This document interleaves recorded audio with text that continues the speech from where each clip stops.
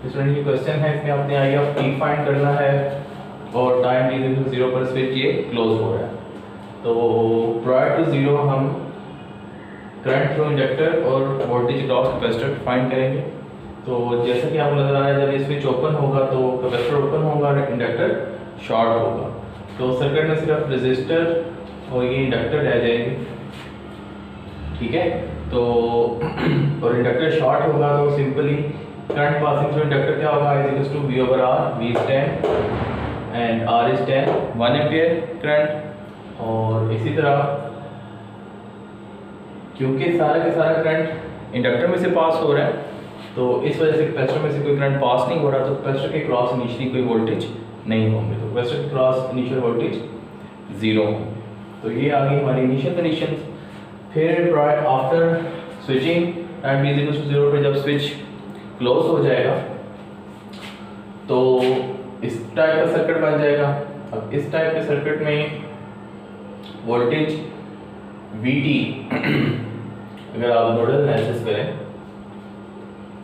इसको Vt अगर आप कंसीडर करें, हम नोडल एनालिसिस की इक्वेशन लिख सकते हैं Vt minus 10 divide by 10, Vt minus 20 divide by 10, It plus It, और कैपेसिटर का करंट क्या होता है, capacitance into derivative of voltage across that capacitor.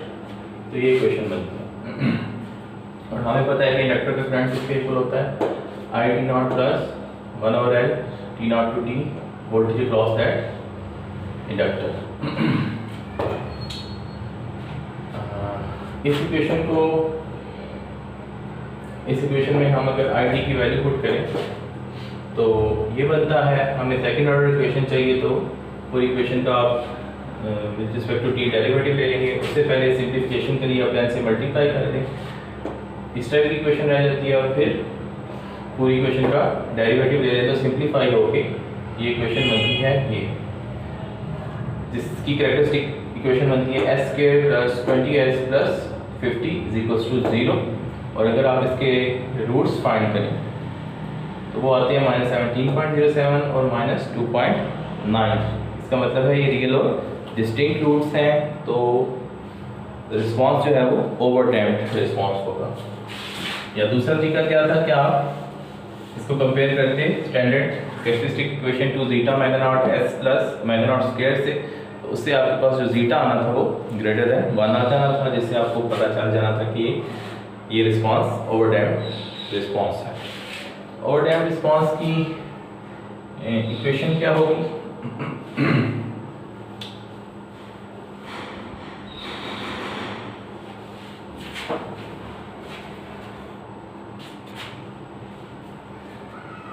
तो ओवरडैम्प्ड इक्वेशन इस टाइप की होती है। और अगर आफ्टर स्विचिंग सोर्सेज एग्जिस्ट कर रहे हों तो हम एक और क्वांटिटी लिखते हैं K3।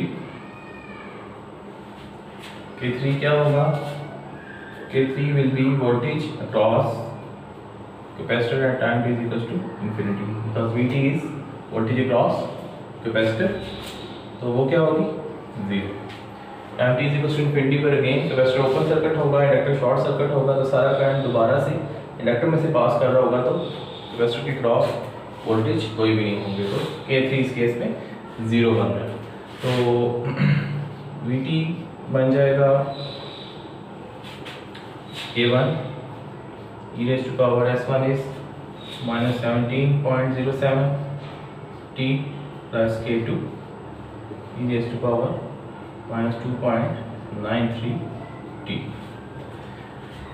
और अगर हम इसका डेरिवेटिव ले लें, derivative of v of t will be -17.07 into K1 -2.93 into K2।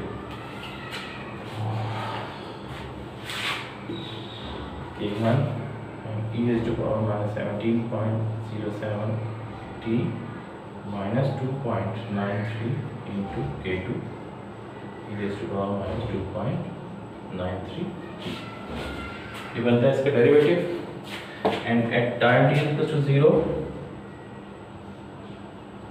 ये बन जाएगा V0 is equal to K1 plus K2 and d by dt of V0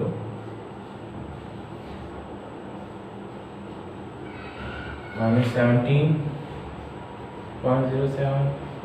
into K1 minus 2.93 K2। अब इसमें ये वाली क्वांटिटी हमें नहीं पता, इसको हम फाइंड कर लेंगे। तो जो सबसे पहली वाली इक्वेशन हमने लिखी हुई है, इसी से ये इसको फाइंड कर लें। तो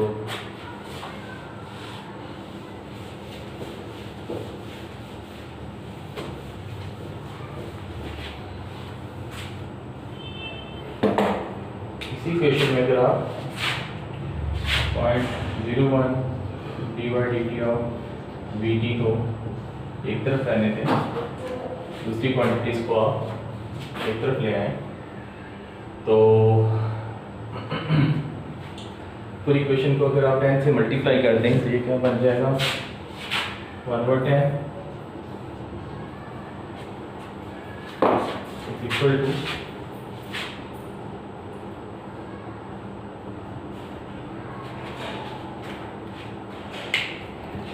तीन हो जाए, इसको करें सीधा इक्वेशन 10 से मल्टीप्लाई कर दें, ये बन जाएगा Vt minus 10 plus Vt minus 20 plus 1090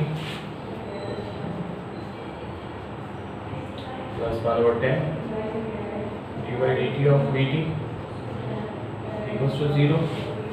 so dy dt of Vt इसके इक्वल हो जाएगा, will be equal to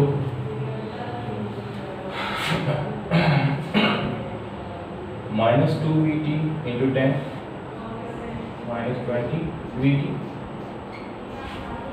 और I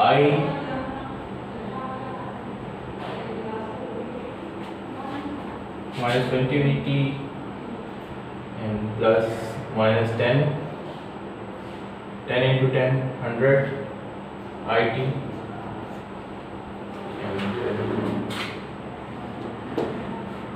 इधर जाके प्लस 30 into 10 प्लस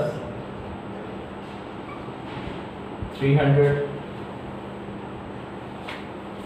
और अब d को 0 पुट कर देंगे तो d by dt of V0 will be equal to minus 20 V0 minus 100 I0 plus 300 V0 क्या था, इक्वल्स टू Vt0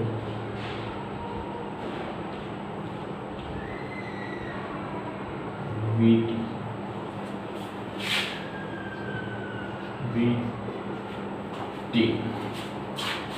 तो ये 0 था, ये टर्म 0 हो जाएगी, माइनस I0 1 एम्पियर था, 100 प्लस 300 तो dy dt of V0 कितना है, 200।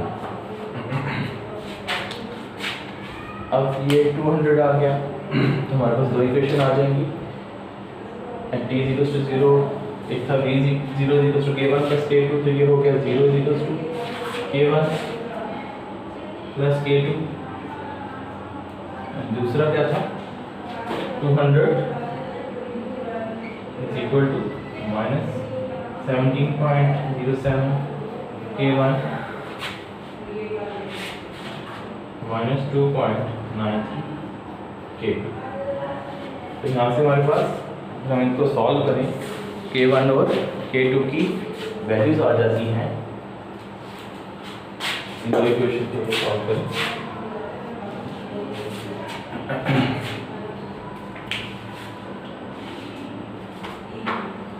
तो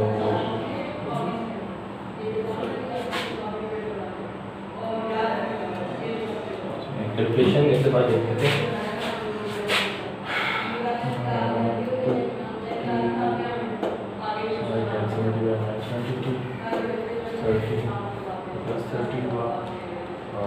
300 हो गया 10 सिंप्लीफाई होके और 1900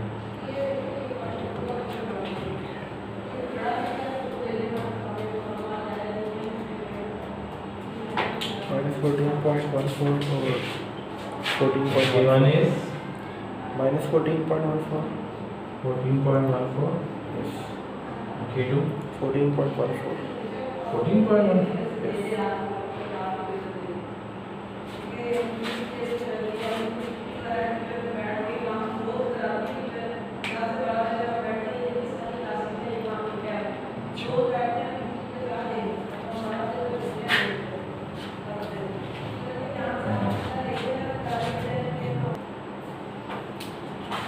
अच्छा, इस इक्वेशन से हमारे K1 आए थे ये K1 और K2। उसके बाद हमें पता है IT किसके इक्वल होता है, इंडक्टर का जो करंट होता है वो initial current plus integral of voltage across that inductor into 1/L। Simple values put की V ऑफ t की, V ऑफ t जो यहाँ से हमारे पास बना है after putting K1 and K2 means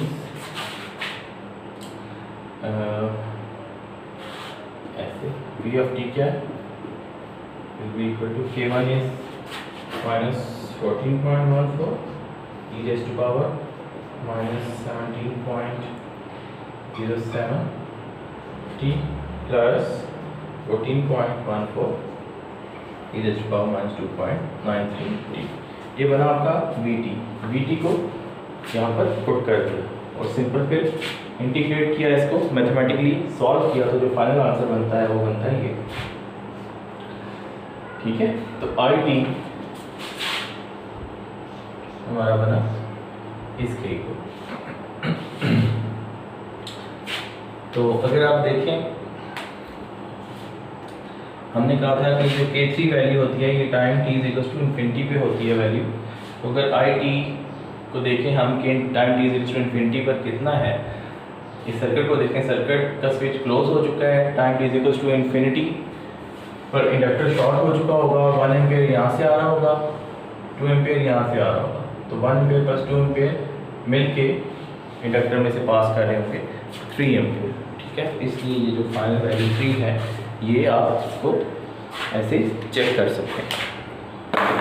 तो आई होप कि आपको ये क्वेश्चन समझ आ गया होगा। स्टूडेंट क्वेश्चन इस तरह से भी आ सकता है कि स्टेटमेंट लिखी हुई है a parallel RC circuit contains a resistor of R = 1 ohm and inductor L = 2 Henry. Select the value of the capacitor so that the circuit is critically damped. तो सबसे पहले तो या तो आपको इक्वेशन पता होनी चाहिए पैरेलल कॉम्बिनेशन की। जैसे अगर आपको नहीं भी याद तो पैरेलल कॉम्बिनेशन लिखें और नोडल एनालिसिस अप्लाई करें और इक्वेशन ड्राइव कर लें। अब ये फॉर्म आई हमारे पास पैरेलल कॉम्बिनेशन की, उससे हमने कैरेक्टरिस्टिक इक्वेशन बना ली। R, C और L की वैल्यू पुट करें, C की वैल्यू तो फाइंड करनी है, L और R की वैल्यू पुट करें तो हमारे पास कैरेक्टरिस्टिक इक्वेशन ये बनती है S² = 1/C S + 1/2C। तो हमें पता है कि S के साथ जो वैल्यू होती है 2 zeta ओमेगा नॉट होती है और ये होता है ओमेगा नॉट स्क्वायर। तो सिंपल यहाँ से ओमेगा नॉट स्क्वायर अगर ये है तो ओमेगा नॉट किसके इक्वल होगा 1/√2c। और फॉर क्रिटिकली डैम्प्ड हमने क्वेश्चंस की वैल्यू फाइंड करनी है तो हमें पता है फॉर क्रिटिकली डैम्प्ड जीटा 1 होता है, तो जीटा को 1 पुट कर दें तो c will be equal to 2 × omega naught, 2 × omega naught की वैल्यू है 1/2c, दोनों तरफ स्क्वायर लें, ये बनता है c³ = 2। तो जो वैल्यू आती है कैपेसिटेंस की c = 1.25 फैराड। तो इस टाइप के क्वेश्चन भी आ सकते हैं। तो आई होप आपको ये क्लियर हो गया हो।